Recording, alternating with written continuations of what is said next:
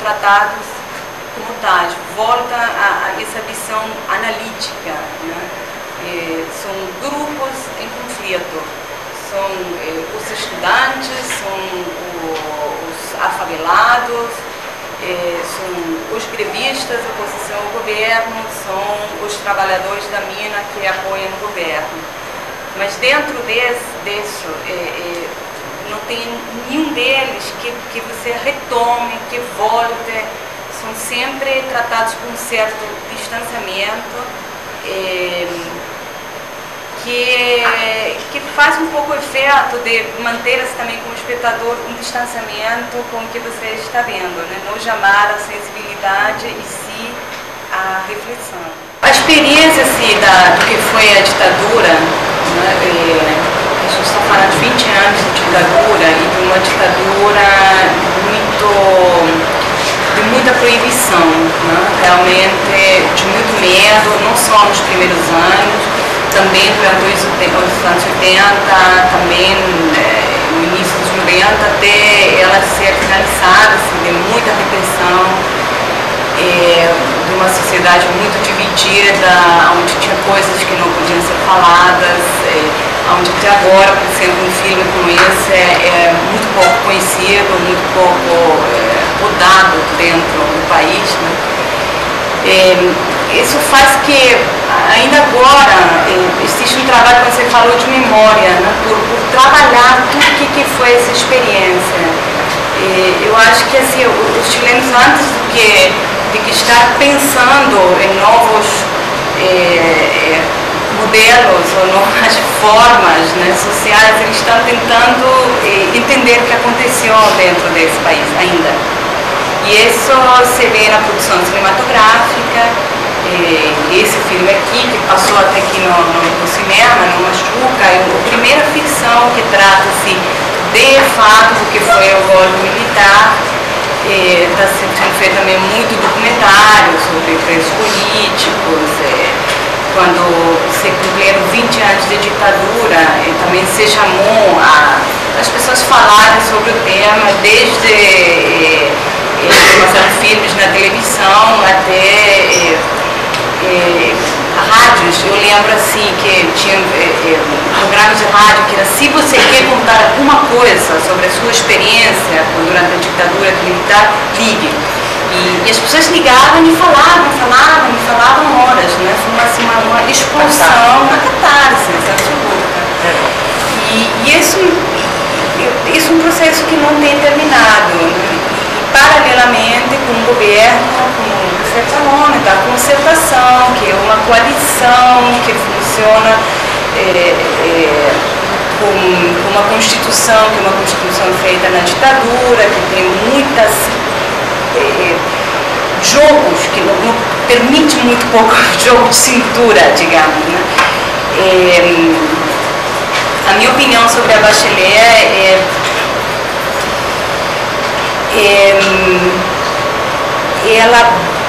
ela se colocou muito com essa imagem, com alguém que é socialista e é socialista declarada e não tem nada contra o socialismo, né?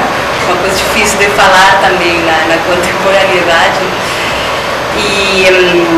Mas com um governo um pouco definido. Ela tem vivido nesse primeiro ano de governo muitas crises sociais, né? Assim, não só foram os estudantes, como foram os mineiros agora, né? Uma vez super importante. Agora a saúde também ficou em greve. E aí eu não saber opinar. Eu acho que é uma coisa que tem que esperar ainda para saber qual que é o caminho que ela vai tomar, porque até agora não tomou. E ver o filme, né, me traz algumas misturas de imagem. Quando o golpe militar, quer dizer, em 73, eu sou uma fonte histórica, né? Eu tinha 12 para 13 anos e eu me lembro dessas cenas.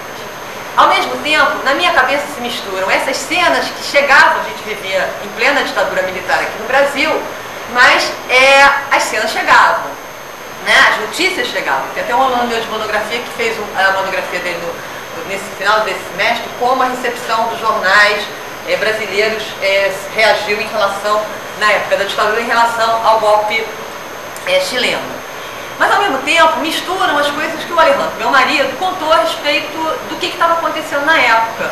Ele tem mais ou menos a mesma idade que eu, um pouco, um ano mais velho só, e ele conta que justamente nesse momento, depois da eleição parlamentar até o golpe, o Chile viveu isso que a gente viu aqui, né? Uma polarização significativa de forças da direita e da esquerda no mote do plebiscito. Ou era um ou era outro, e a tensão era muito grande. Independentemente do fato de você estar engajado no movimento ou não, você estava dentro do roldão. Então ele conta que ele estudava no colégio no centro da cidade, era o colégio tipo São Bento, ele ia todo dia para o colégio e todo dia ninguém sabia se ia ter aula ou não, porque o colégio dele era do lado do Palácio La Moneda. Então no dia do golpe, 11 de setembro, a mãe dele já estava de saco cheio de deixar eles em casa, falou, agora hoje vocês vão para a escola. E eles chegaram na escola, os pais mandaram eles embora, não tinha mais pai para levar para casa, então eles foram a pé para casa, tipo, sendo a cidade do Rio, eles moravam assim em Botafogo. E aí, as coisas que ele conta, né, de estar andando na rua, ele e o irmão, e ter que abaixar, porque saíam as pessoas atirando, né, se mistura também com as outras imagens que a gente foi experimentando, né, dos filmes que foram feitos sobre o Chile. Então, as imagens, quer dizer, que eu criei na minha cabeça, das histórias que ele contou, se misturam, né, com as imagens do míssil, né, um filme clássico a respeito do golpe chileno, e as imagens da Batalha de Chile, que a gente já trabalhou em curso no Departamento de História também. Inclusive, a gente tem, mas é em VHS, os 3 filmes e Memória Obstinada, que a Valéria não falou, mas que, depois ela pode perguntar isso, é um vídeo feito 23 anos depois, sobre a recepção da Batalha do Chile nas escolas e a tentativa de identificar as pessoas que participaram dos 3 filmes que ainda estavam vivos depois que o documentarista volta. Então, Memória Obstinada segue um pouco o mote da memória, e é em cima disso que eu estava tentando um pouco trabalhar com vocês hoje. A relação entre memória e acontecimento, a relação entre o documentário e a história como forma de escrita. A Valéria conta que eles se organizavam antes de sair à rua para poder filmar, já que eles tinham pouco tempo de filmagem. É interessante como é que o historiador se relaciona em relação ao acontecimento que ele define como relevante para contar e para definir o que é histórico e o que não é histórico.